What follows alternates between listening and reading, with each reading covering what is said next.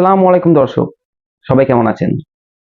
আপনারা কেমন আছেন বলতে পারবো না, কিন্তু আমাদের দেশের বাইরে একটা দেশ আছে, সেই দেশটা এখনো প্রচন্ড অবস্থা খারাপ। সেই দেশটার যাওয়ার জন্য সবাই স্বপ্ন দেখে। এত সুন্দর জায়গা যেখানে টাকা পানির মতো খরচ হয়। সেই জায়গাটা এখন এমন অবস্থা, যে অবস্থা আপনারা ভিডিওর মাধ্যমে না দেখলে বা ওখানে না থেকে আপনারা হয়তো বুঝতে পারবেন না কি অবস্থা। সেই জায়গাটা নাম হলে দুবাই। দুবাই আমাদের সবাই স্বপ্ন জায়গা, কিন্তু সেই দেশে এখন এমন অবস্থা হয়ে গিয়েছে, যে অবস্থা আপনারা কল্পনা করতে পারবেন না। এমন ভাবে ঝড় বৃষ্টি হচ্ছে, তুলনা করার বাইরে। সকলে বলা বলি করছে, মিডিয়ারা বলা বলি করছে যে ওনারা নিজের ইচ্ছায় মেঘ তৈরি করে যে বৃষ্টিপাত করাতেন, সেটার ফলে এটা হচ্ছে। কিন্তু যারা ঈমান রাখে এবং আল্লাহকে বিশ্বাস রাখে, তারা ভালো করে জানে এটা কিসের জন্য হচ্ছে। দুবাই মুসলিম কান্ট্রি, আমাদের স্বপ্নর কান্ট্রি। সেখানে দুবাইয়ের মতন জায়গায় আপনার মন্দির তৈরি হচ্ছে। মন্দির তৈরি হচ্ছে একটা না, দুটো না, তিনটি। আবার এক এক টাকা খরচা না, কয়েকশো কোটি টাকা খরচা করে মন্দির তৈরি করছে। ওখানে পণ্ডিতরাকে নিজে ওয়েলকাম করে প্রচন্ড খাতিরদারি করে মন্দিরে বড় বড় শেখ মৌলানারা যেয়ে ওখানে যাচ্ছে এবং কি ওনাদের প্রসাদও খাচ্ছে। এটা কতটা সঠিক কতটা ভুল আপনারা নিজেই বলেন। আমার কথা খালি এটাই, যে আল্লাহ বলে কেউ আছে, আল্লাহ বলে কেউ আছে। এখনো শুধরে যেতে বলছি আল্লাহ, যে আমি আছি, এখন শুধরে যাও, টাইম আছে। একবার মরলে সে টাইমটা পাবে না, এখন শুধরে যাও। এত বড় ভয়াবহ দুর্ঘটনা দুবাই হচ্ছে। শপিং মলে, দোকান পাসারে, বড় বড় বিল্ডিং হওয়াতে গাড়ি রাস্তায় চলাফেরা করতে পারছে না।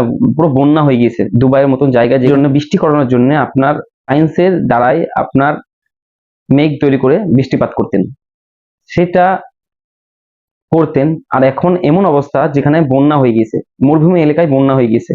এর থেকে আল্লাহ নিজের শক্তি কি দেখাবে আমরাকে, যে আমি আছি, তোমরা শুধু যাও। এর থেকে বড় শক্তি কি দেখাবে আল্লাহ? আপনার নিজে ভিডিওর মাধ্যমে দেখেন, এই গাড়ি আপনার হাওয়াতে উড়ছে, হাওয়াতে ঠেলে নিয়ে চলে যাচ্ছে গাড়িকে। বড় বড় বিল্ডিং এ আপনার পানি ঢুকে যাচ্ছে, শপিং মলে পানি ঢুকে যাচ্ছে। কি অবস্থা লোকদের, আপনারা নিজেই দেখেন ভিডিওর মাধ্যমে। হ্যাঁ, এই যে দেশে আমাদের মুসলিম ভাই বোনদের উপরে যে অত্যাচারগুলো হচ্ছে, অমুসলিমরা যেভাবে অত্যাচার করছে, আমাদের আমাদের প্রতিবেশী দেশের উপরে যেভাবে অত্যাচার হচ্ছে, আমাদের ইন্ডিয়াতে যেভাবে আমাদের মুসলিমদের উপর অত্যাচার হচ্ছে, এর থেকে জঘন্য নোংরা অবস্থা মুসলিমরা নিজের উপরে যেভাবে করছে। আমি কারো দোষ দেবো না, আমি নাই হিন্দু ভাইদের দোষ দেবো, নাই আমাদের ইহুদিদের দোষ দেবো, কারো দোষ দেবো না। আমি আমি দোষ দেবো আমাদের মুসলিমদের। আমরা যেভাবে নাম বলছি আমাদের, আমরা মুসলিম ধর্মে বাস করছি, আমরা মুসলিম, আমরা গর্ব মনে করছি না। আমরা গর্ব না, কেন না গর্ব না? মদ খাচ্ছি, জিনা করছি, সুদ খাচ্ছি, যত রকমের দুনিয়াতে পাপ আছে সব পাপ করছি, আর আমরা নিজেকে মুসলিম দাবি করছি। সপ্তাহে একবার নামাজ পড়তে যাচ্ছি কি যাচ্ছি না তা ঠিক নেই। অনেক এরকম ভাই আছে যারা ঈদে একবার নামাজ পড়তে যায়। এমন ভাই আছে ঈদে একবার নামাজ পড়তে যায়, তার নামাজের সঠিক নিয়ম জানে না। এর থেকে নোংরা কথাবার্তা কিছু নেই। নিজের উপরে তাকান, নিজের উপরে ভাবেন।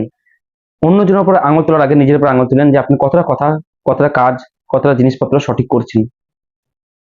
আমি, আপনি, আমরা সবাই নিজেকে একটু পরিবর্তন করার চেষ্টা করি। কেননা আজকে না হলে কালকে আমাকে মরতেই হবে, আল্লাহর কাছে যেতেই হবে। কি উত্তর দেবো আল্লাহকে? এই দুবাইয়ের মতন জায়গায়, এত সুন্দর জায়গায়, এত টাকা পয়সা, এত কিছুই নেই। এখন কি করতে পারছে ওরা? এই যে এত বড় দুর্ঘটনা, এই দুর্ঘটনার জন্য কি করতে পারলো ওরা? কি করতে পারছে? নিজেকে কোনো প্রোটেকশন দিতে পারছে? কিছু করতে পারছে? এই যে বড় বড় মন্দিরগুলো তৈরি হচ্ছে, এই যে মন্দিরগুলো তৈরি হওয়ার পর আল্লাহ দেখাবে না? আল্লাহ বারবার কোরআনে বলছে যে আমি ছাড়া কেউ নেই, আমি ছাড়া কেউ নেই। সমস্ত যতটা পৃথিবীতে বড় বড় ধর্ম আছে, বলছে নিজেকে আমরা বড় বড় ধর্মী, সব ধর্মে লেখা আছে যে আল্লাহ ছাড়া কেউ নেই, এক উপরবেলায় মানতে হবে। কোনো মূর্তি নেই, কোনো ফটোগ্রাফ নেই, কিছু নেই। প্রতিটা ধর্মের বইয়ে লেখা আছে, প্রতিটা। কিন্তু ওনারা তো মানছেই না, আমরাও মানছি না। আমরা যে নিজেকে মুসলিম দাবি করছি, আমরা কি মানছি যে আমরা মুসলিম সঠিক? আমি আপনাকে বলছি, আপনারা কি বলতে পারবেন আপনারা সঠিক মুসলিম? আমি আমাকে বলছি, আমি নিজেকেও বলছি, আমি অনেক ভুল করি, আমি শুধরানোর চেষ্টা করি, আমি ভয় করি। নিজেকে বদলে দেন এবং কি ভালো পথে চলেন, আল্লাহ আপনার সাথে থাকবে। আপনি যদি নিজেকে ভালো না বাসেন, নিজেকে না বদলান, তাহলে আপনাকে কেউ বদলাতে আসবে না। নিজেকে বদলে ফেলেন। আর যে অত্যাচার হচ্ছে আমাদের উপরে, এই অত্যাচারকে বন্ধ করার চেষ্টা করি আর নিজেকে শুধরানোর চেষ্টা করি। আমরা যদি ঠিক থাকি, আমরা সকলে যদি ঠিক থাকি, আমি ঠিক থাকি, তাহলে সবাই ঠিক। আমি যদি ঠিক না থাকি, কেউ ঠিক না। আশা করছি আমার কথাগুলো বোঝার চেষ্টা করবেন।